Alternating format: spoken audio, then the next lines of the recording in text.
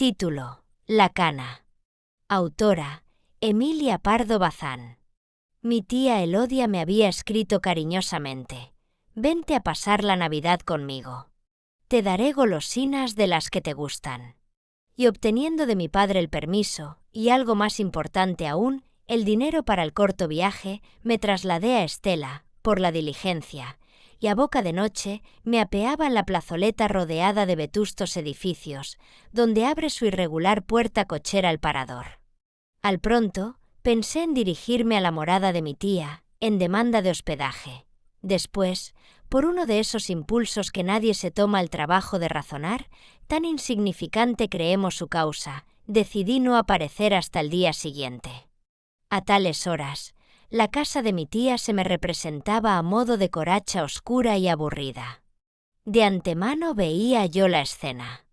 Saldría a abrir la única criada, chancleteando y amparando con la mano la luz de una candileja. Se pondría muy apurada, en vista de tener que aumentar a la cena un plato de carne. Mi tía Elodia suponía que los muchachos solteros son animales carnívoros. Y me interpelaría: ¿por qué no he avisado? Vamos a ver. Rechinarían y tintinearían las llaves. Había que sacar sábanas para mí. Y, sobre todo, era una noche libre. A un muchacho, por formal que sea, que viene del campo, de un pazo solariego, donde se ha pasado el otoño solo con sus papás, la libertad le atrae. Dejé en el parador la maletilla y, envuelto en mi capa, porque apretaba el frío, me di a vagar por las calles, encontrando en ello especial placer. Bajo los primeros antiguos soportales, tropecé con un compañero de aula, uno de esos a quienes llamamos amigos porque anduvimos con ellos en jaranas y bromas, aunque se diferencien de nosotros en carácter y educación. La misma razón que me hacía encontrar divertido un paseo por calles heladas y solitarias, la larga temporada de vida rústica me movió a coger a Laureano Cabrera con expansión realmente amistosa. Le referí el objeto de mi viaje y le invité a cenar. Hecho ya el convenio, reparé, a la luz de un farol, en el mal aspecto y derrotadas trazas de mi amigo.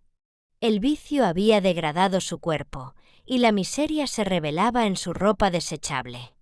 Parecía un mendigo. Al moverse, exhalaba un olor pronunciado a tabaco frío, sudor y urea. Confirmando mi observación, me rogó en frases angustiosas que le prestase cierta suma.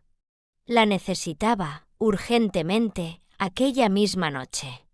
Si no la tenía, era capaz de pegarse un tiro en los sesos.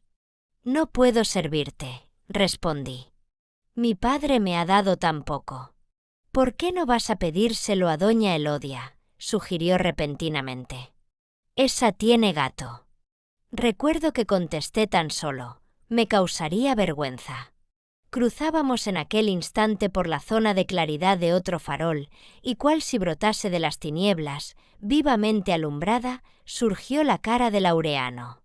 Gastada y envilecida por los excesos, conservaba, no obstante, sello de inteligencia, porque todos conveníamos, antaño, en que Laureano valía. En el rápido momento en que pude verle bien noté un cambio que me sorprendió. El paso de un estado que debía de ser, en el habitual, el cinismo pedigüeño, la comedia del sable, a una repentina, íntima resolución que endureció siniestramente sus facciones. Dijérase que acababa de ocurrírsele algo extraño. «Este me atraca», pensé. En alto le propuse que cenásemos, no en el tugurio equívoco, semiburdel que él indicaba, sino en el parador. Un recelo, viscoso y repulsivo, como un reptil, trepaba por mi espíritu conturbándolo. No quería estar solo con tal sujeto, aunque me pareciese feo desconvidarle. «Allí te espero», añadí, «a las 9». Y me separé bruscamente, dándole esquinazo. La vaga aprensión que se había apoderado de mí se disipó luego. A fin de evitar encuentros análogos, subí el embozo de la capa, calé el sombrero y, desviándome de las calles céntricas, me dirigí a casa de una mujer que había sido mi excelente amiga cuando yo estudiaba en Estela Derecho. No podré jurar que hubiese pensado en ella 3 veces desde que no la veía. Pero los lugares conocidos refrescan la memoria y reavivan la sensación, y aquel recoveco del callejón sombrío, aquel balcón herrumbroso, con tiestos de geranios sardineros me retrotraían a la época en que la piadosa Leocadia, con sigilo, me abría la puerta, descorriendo un cerrojo perfectamente aceitado.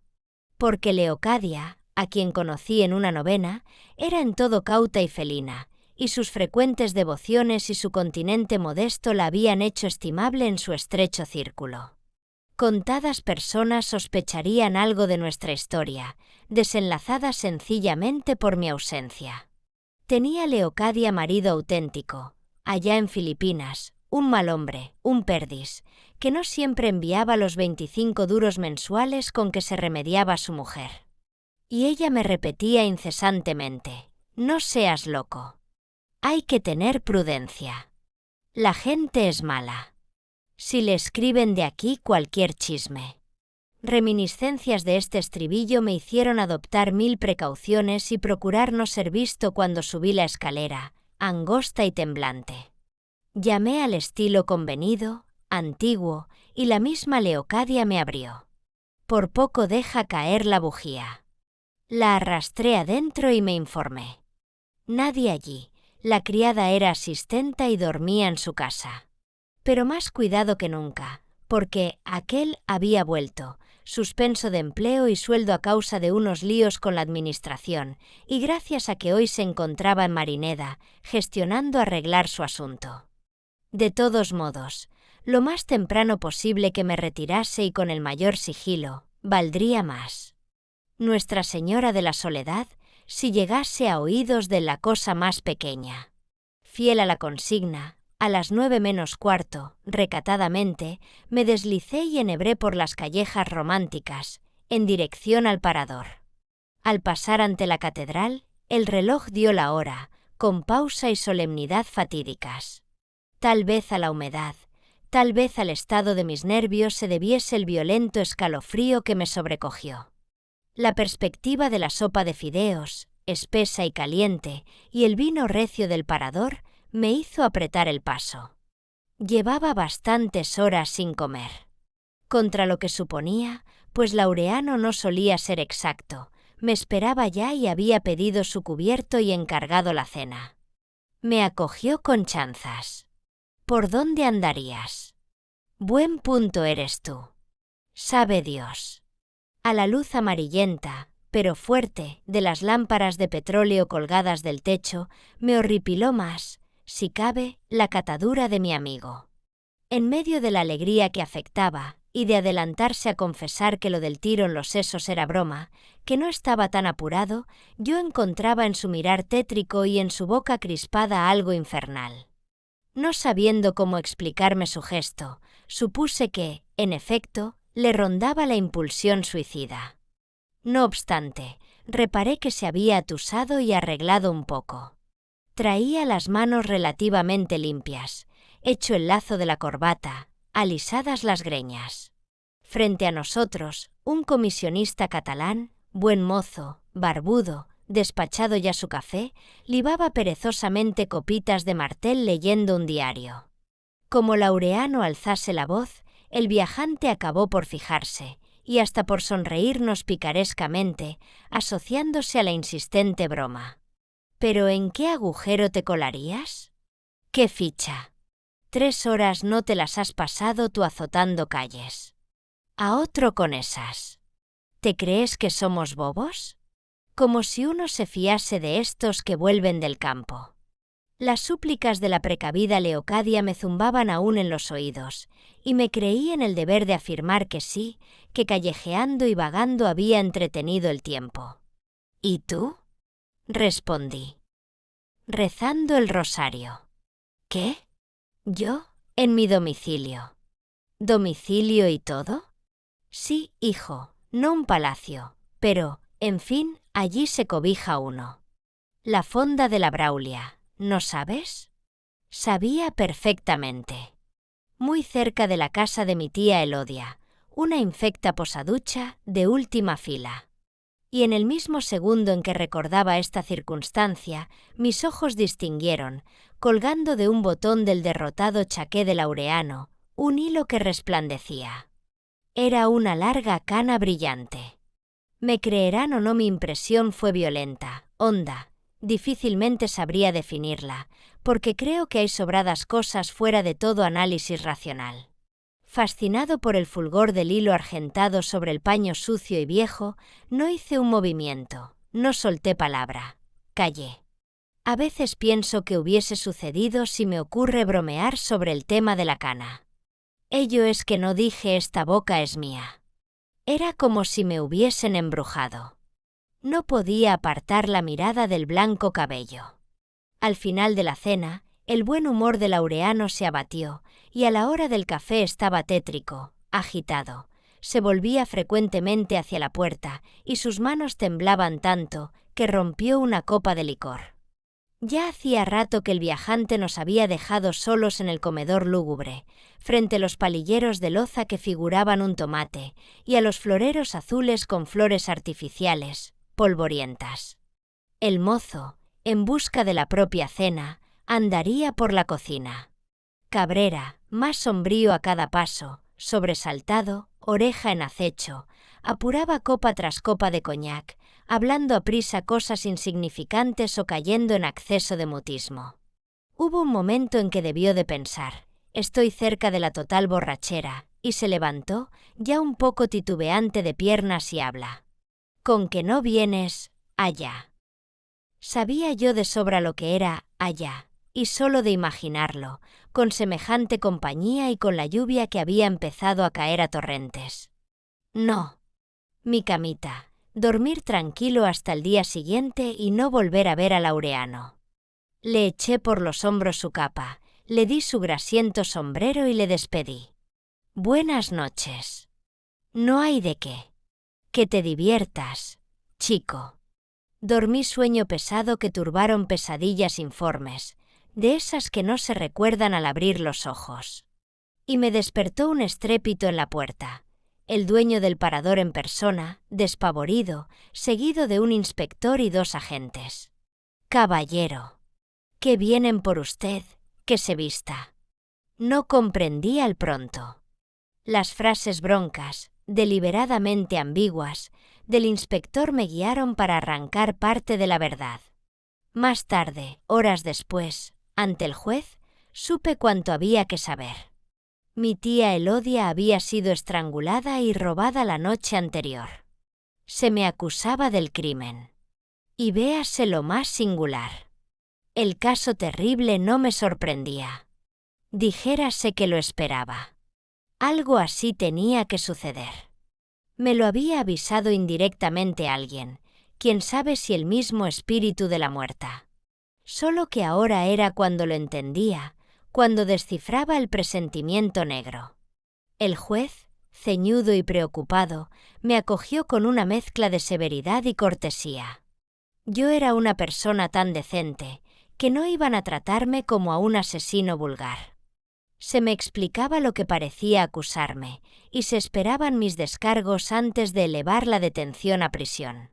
Que me disculpase, porque si no, con la prensa y la batahola que se había armado en el pueblo, por muy buena voluntad que...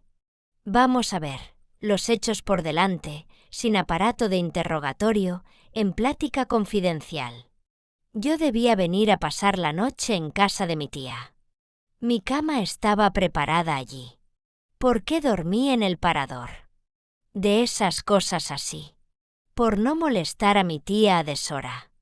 ¿No molestar? Cuidado, que me fijase bien. He aquí, según el juez, los hechos. Yo había ido a casa de doña Elodia a eso de las 7. La criada, sorda como una tapia, no quería abrir. Yo grité desde la mirilla, que soy su sobrino, y entonces la señora se asomó a la antesala y mandó que me dejasen pasar. Entré en la sala y la criada se fue a preparar la cena, pues tenía órdenes anteriores, por si yo llegase. Hasta las 9 o más no se sabe lo que pasó. Pronta ya la cena, la fámula entró a avisar y vio que en la salita no había nadie, todo en tinieblas. Llamó varias veces y nadie respondió. Asustada, encendió luz. La alcoba de la señora estaba cerrada con llave. Entonces, temblando, solo acertó a encerrarse en su cuarto también. Al amanecer bajó a la calle, consultó a las vecinas, subieron 2 o 3 a acompañarla, volvió a llamar a gritos. La autoridad, por último, forzó la cerradura. En el suelo yacía la víctima bajo un colchón. Por una esquina asomaba un pie rígido. El armario, forzado y revuelto, mostraba sus entrañas. 2 sillas se habían caído. «Estoy tranquilo», exclamé. «La criada habrá visto la cara de ese hombre». Dice que no. Iba embozado, con el sombrero muy calado. No le vio. Y es tan torpe, tan necia, tan apocada. Medio lela está. Entonces soy perdido, declaré. Calma.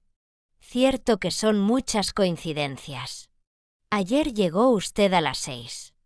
A las 6:15 habló con un amigo en la calle de los Bebederos.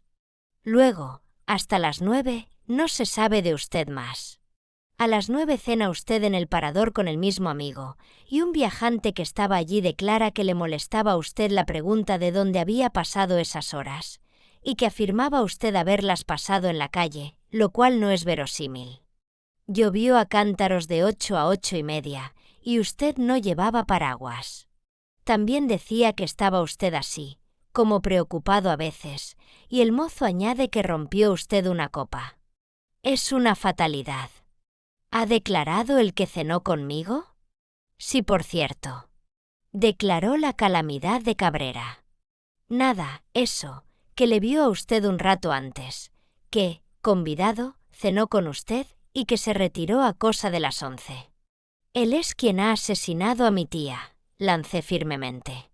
Él y nadie más. Pero si no es posible. Si me ha explicado todo lo que hizo.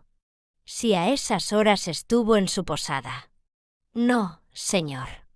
Entraría, se haría ver y volvería a salir. En esa clase de bujíos no se cierra la puerta. No hay quien se ocupe de salir a abrirla. Él sabía que me esperaba la tía Elodia. Es listo. Lo arregló con arte. Está en la última miseria. Cuando me encontró, en los bebedores, me pidió dinero, amenazándome con volarse los sesos si no se lo daba. Ahora todo es claro, lo veo como si estuviese sucediendo delante de mí. Ello merece pensarse. Sin embargo, no le oculto a usted que su situación es comprometida. Mientras no pueda explicar el empleo de ese tiempo, de 6 a 9. Las sienes se me helaron. Debía de estar blanco, con orejas moradas. Me tropezaba con un juez de los de coartada y tente tieso. ¿Coartada? Sería una acción sucia, vil, nombrar a Leocadia. Toda mujer tiene su honor correspondiente, y además, inútil, porque la conozco. No es heroína de drama ni de novela y me desmentiría por toda mi boca. Y yo lo merecía. Yo no era asesino, ni ladrón, pero... La contrición me apretó el corazón, estrujándolo con su mano de acero. Creía sentir que mi sangre rezumaba. Era una gota salada en los lagrimales. Y en el mismo punto, un chispazo, me acordé del hilo brillante, enredado en el botón del raído chaqué. Señor juez. Todavía estaba allí la cana cuando hicieron comparecer al criminal. El gato de la tía Elodia se halló oculto entre su jergón, con la llave de la alcoba. Sin embargo, no falta, aún hoy, quien diga que el asunto fue turbio, que yo entregué tal vez a mi cómplice. Honra no me queda. Hay una sombra indisipable en mi vida. Me he encerrado en la aldea, y al acercarse la Navidad, en semanas enteras, no me levanto de la cama, por no ver gente. Fin. Gracias por escuchar este audiolibro.